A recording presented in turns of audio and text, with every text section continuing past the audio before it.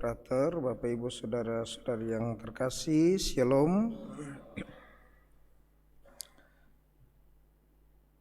Herodes menyuruh orang memenggal kepala Yohanes Pembaptis di penjara bukan tanpa alasan, tetapi alasan ini muncul dari luar dirinya dan juga dari dalam dirinya. Dua faktor eksternal dan internal ini. Dari dalam dirinya karena pertama, Herodes tidak menerima teguran dari Yohanes. Yang kedua, sumpahnya di depan para tamu-tamunya saat ia mengadakan pesta ulang tahun.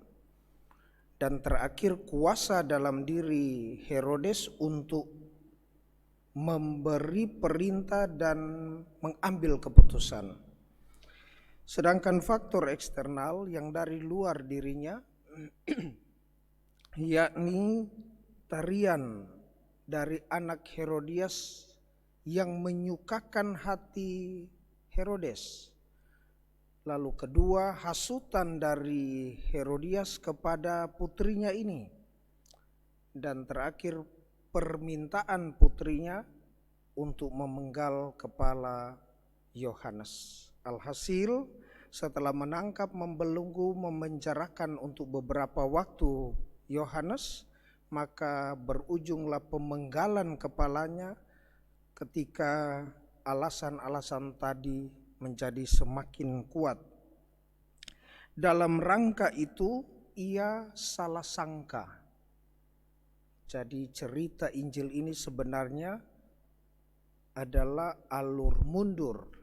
Jadi dalam rangka kisah tadi itu, Herodes salah sangka ketika dia menyaksikan pelbagai macam tanda heran dan mujizat yang diadakan oleh Yesus. Lalu dia mengatakan, itulah Yohanes Pembaptis yang saya penggal kepalanya dan bangkit dari antara orang mati, sehingga kuasa-kuasa itu ada di dalam dirinya. Saudara terkasih, Herodes salah sangka. Kadang orang-orang tertentu di dalam kehidupan kita juga kadang berprasangka sehingga mereka salah sangka atau kita sendiri. Hal ini disebabkan oleh faktor-faktor yang ada tadi, mungkin eksternal di luar diri kita maupun internal di dalam diri kita.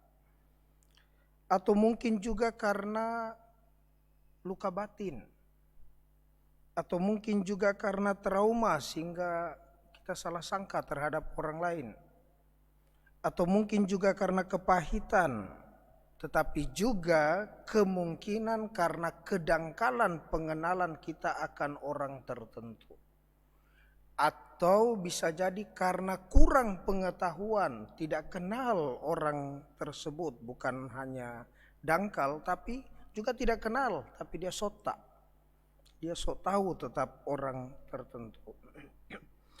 Saudara-saudari yang terkasih, semoga peristiwa-peristiwa kehidupan di dalam pengalaman kita, dalam kehidupan kita, bisa memberi pelajaran yang berarti.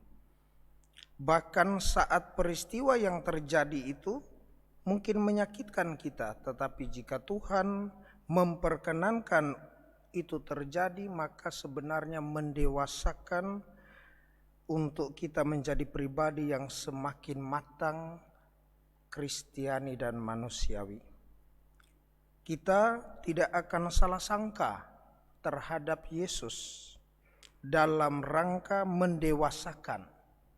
Jadi ketika ada pengalaman-pengalaman sesuatu yang terjadi dalam hidup kita, mungkin ada pergumulan keluarga, mungkin ada persoalan yang belum bisa teratasi, pada akhirnya dalam rangka itu lalu kita salah sangka terhadap Yesus yang selalu dan sering menggerakkan orang-orang tertentu yang hadir di dalam kehidupan kita, meskipun mungkin tidak sesuai dengan harapan kita.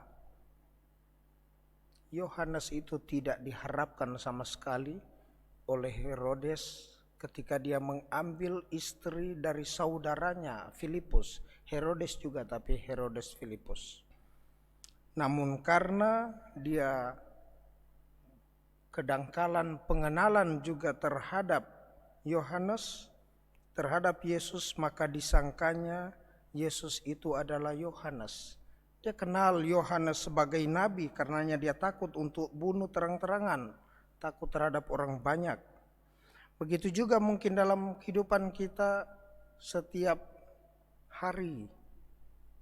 Kadangkala kita takut untuk berani bersuara karena pengenalan kita terhadap orang ini kurang dalam.